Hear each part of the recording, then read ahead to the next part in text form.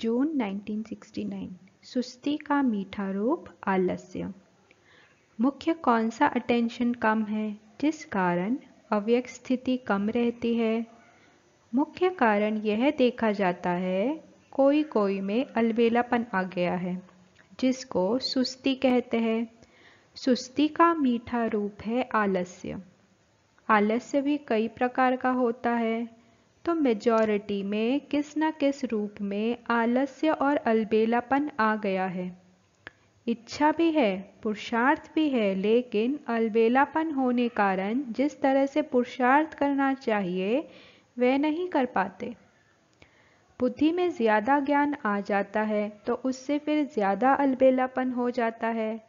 जैसे पहले पहले पुरुषार्थ की तड़पन थी, अभी वह तड़पन खत्म हो गई है, तृप्ति हो गई है, अपने आप से तृप्त हो गए हैं।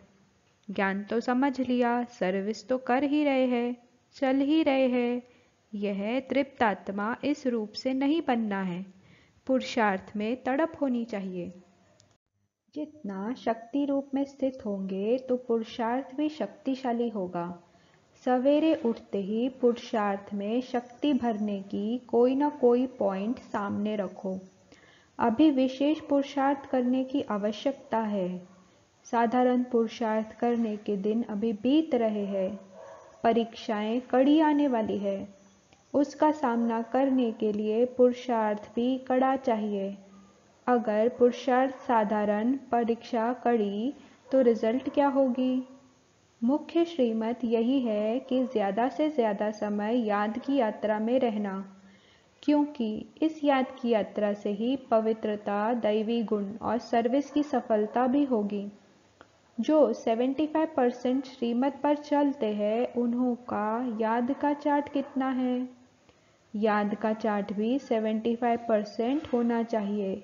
इसको कहेंगे पूरी पूरी श्रीमत पर चलने वाले।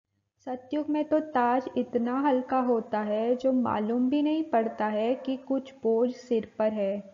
सतयुग की सीनरियाँ सामने आती है कि नहीं? सतयुग के नज़ारे स्वयं ही सामने आते हैं या लाते हो? जितना जितना आगे बढ़ेंगे तो न चाहते हुए भी सतयुगी नज़ारे स्वयं ही सामने आएंगे, लाने की भी ज़रूरत नहीं। जितना जितना नज़दीक होते जाएंगे उतना उतना नज़ारे भी नज़दीक होते जाएंगे। कौन समझता है कि हम श्री कृष्ण के साथ पहले जन्म में आएंगे? नज़दीक आने वालों की संगम युग में निशानी क्या होगी? यज्ञ, सर्विस व जो बाप दादा का कार्य है उसमें जो नज़दीक होगा वही वहाँ खेल पाल आदि में नज़दीक होंगे। यज्ञ की जिम्मेवारी व बाप दादा के कार्य की जिम्मेवारी के नज़दीक जितना जितना होंगे उतना वहाँ भी नज़दीक होंगे। नज़दीक होने की परख कैसे होगी? हर एक को अपने आप से पूछना चाहिए। जितनी बुद्धि, जितना तन मन धन और जितना समय लौकिक जिम्मेवारियों में देते हो उतना ही इस तरफ देते हो। इस तरफ ज़्यादा देना चाहिए। अगर ज़्यादा नहीं तो उसका वज़न एक जैसा है। अगर दोनों तरफ का एक जितना है तो भी नज़दीक गिना जाएगा। इस हिसाब से अपने को परखना है। कितने मददगार बने? सभी प्रकार की परिस्थितियों में रहते हुए भी कम से कम दोनों तरफ एक जितना ज़रूर होना चाहिए। उस तरफ कम हुआ तो हर्जा नहीं, इस तरफ कम नहीं होना चाहिए, तो फिर लौकिक जिम्मेवारी के कमी को भी ठीक कर सकेंगे। परमार्थ से व्यवहार भी सिद्ध हो जाता है। कोई कोई कहते हैं पहले व्यवहार को ठीक कर परमार्थ में लगे, यह ठीक नहीं है, तो यह खास ध्यान रखना है। खास गोपों में बाप दादा की उम्मीद है जो गोप ही पूरी कर सकते हैं, गोपियों से नहीं हो सकती। वह कौन सी उम्मीद है?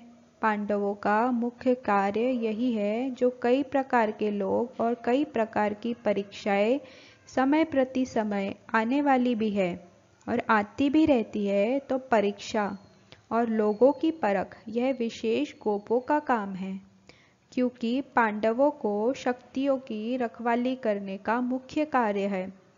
शक्तियों का काम है तीर लगाना, लेकिन हर प्रकार की परीक्षा और लोगों को परखना और शक्तियों की रखवाली करना पांडवों का काम है।